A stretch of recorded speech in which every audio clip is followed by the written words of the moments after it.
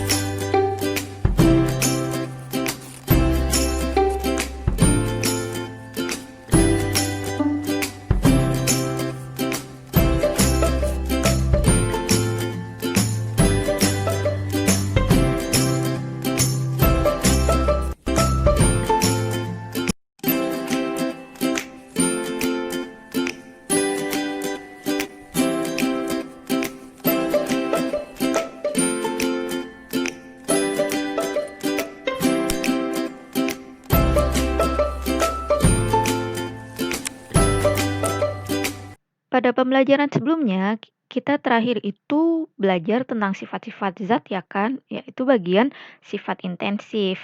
Nah, pembelajaran kali ini kita akan lanjutkan pada bagian perubahan zat. Di sini saya memiliki 2 lembar tisu dan alatnya berupa satu buah korek api. Di sini saya melakukan 2 percobaan. Pada fenomena pertama, lembaran tisu yang pertama itu saya sobek menjadi beberapa bagian hingga bagiannya itu seperti ini, ya kan? Tadinya lembarannya besar, terus saya potong-potong, saya sobek lembarannya menjadi sekecil ini. Nah, di fenomena kedua, saya melakukan percobaan berupa lembaran tisu yang kedua ini saya bakar menggunakan korek api. Setelah saya bakar, ternyata tisunya berubah menjadi warna hitam seperti ini, adik-adik. Apa ya yang membedakan antara fenomena pertama dengan fenomena kedua? Perubahan apa sih sebenarnya?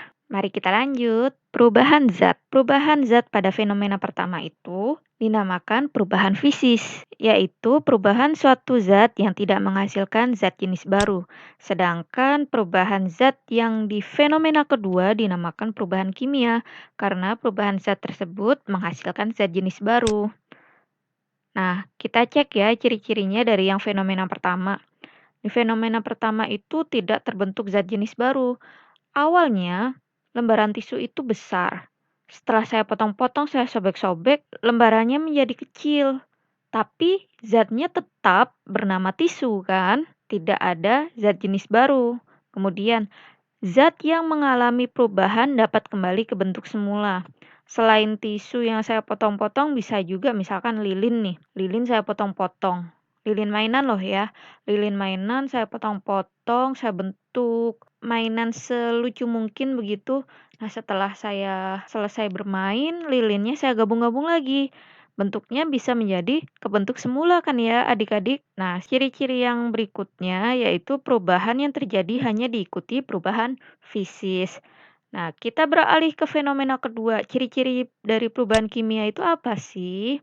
Yang pertama itu terbentuk zat jenis baru. Awalnya itu berwujud tisu. Kemudian setelah saya bakar, wujudnya udah nggak kayak tisu kan, udah abu berwarna hitam. Nah, abu berwarna hitam itu dinamakan zat jenis baru. Ciri yang kedua, zat yang berubah tidak dapat kembali ke bentuk semula. Apapun benda yang dibakar menjadi abu tidak akan mungkin menjadi benda yang dibakar sebelumnya. Misalkan abu tersebut akan saya ubah menjadi kertas lagi. Oh, tentu tidak bisa. Nah, ini salah satu ciri dari perubahan kimia ya adik-adik. Next, ciri yang berikutnya perubahan yang diikuti oleh perubahan sifat kimia melalui reaksi kimia. Nah, reaksi kimia yang tadi pada fenomena kedua itu adalah proses pembakaran, ya adik-adik ya. Ciri yang terakhir, selama terjadi perubahan kimia, massa zat sebelum reaksi sama dengan massa zat sesudah reaksi. Nah, ciri yang terakhir pada perubahan kimia ini nanti akan adik-adik pahami jika sudah berada di jenjang SMA jurusan IPA Oke, next. Tadi kan ada perubahan fisis dan perubahan kimia. Kali ini saya akan menjelaskan perubahan fisis dulu ya. Perubahan fisis itu ada dua. Yang pertama perubahan bentuk, yang kedua adalah perubahan wujud. Contoh perubahan fisis di bagian bentuk adalah kayu diubah menjadi kursi, beras ditumbuk menjadi tepung beras, dan batu besar dipecah menjadi kerikil.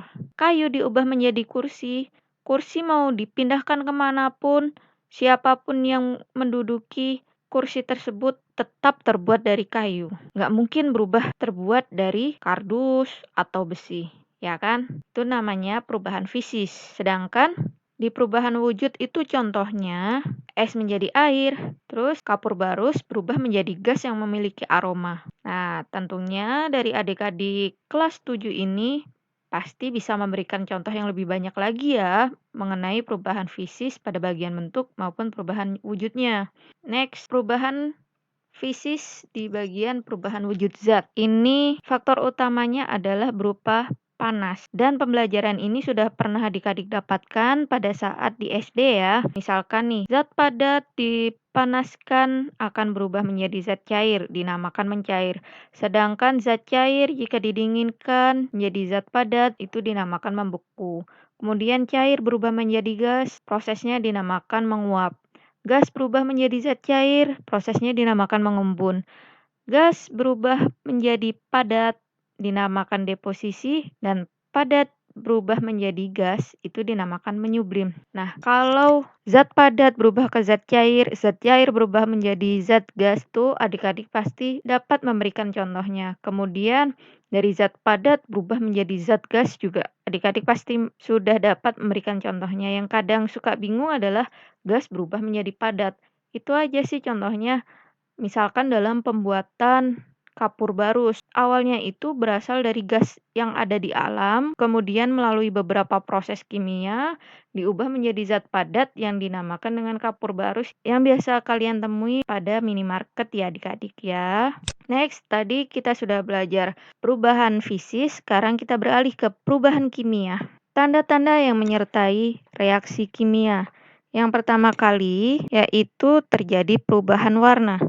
Contohnya nih, buah tomat yang belum masak berwarna hijau. Buah ini akan berubah warna menjadi merah saat sudah masak dan siap dipetik. Itu contoh yang pertama. Contoh yang kedua, besi menjadi berkarat.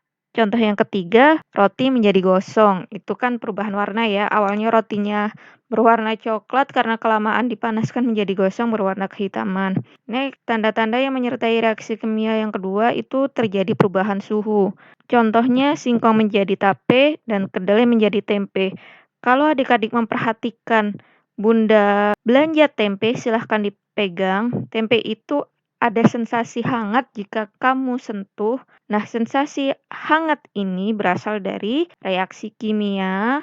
Kedelai diberi ragi, kemudian berubah menjadi tempe. Tanda-tanda yang berikutnya itu terbentuk gas. Contohnya saat tisu dibakar tadi, itu kan tadi kayak ada asap-asapnya gitu kan, ada gasnya. Kemudian saat kompor dinyalakan, contoh yang ketiga, karbit disiram oleh air. Kemudian ada lagi contohnya yang biasa kita temui di kehidupan sehari-hari itu sampah yang membusuk. Sampah yang membusuk tersebut akan memberikan aroma yang tidak sedap. Nah, itu kan terbentuk gas kan. Aroma tidak sedap itu berasal dari gas tersebut. Kemudian ciri yang terakhir adalah terbentuknya endapan. Contohnya susu menjadi basi, minyak menjadi tengik, dan batu kapur disiram air.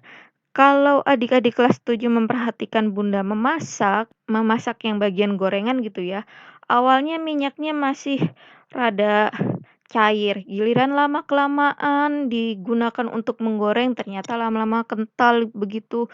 Dan yang menyebabkan minyak tersebut kental karena adanya endapan tersebut gitu. Nah, itu namanya perubahan kimia. Baiklah, untuk pembelajaran perubahan wujud zat sudah berakhir.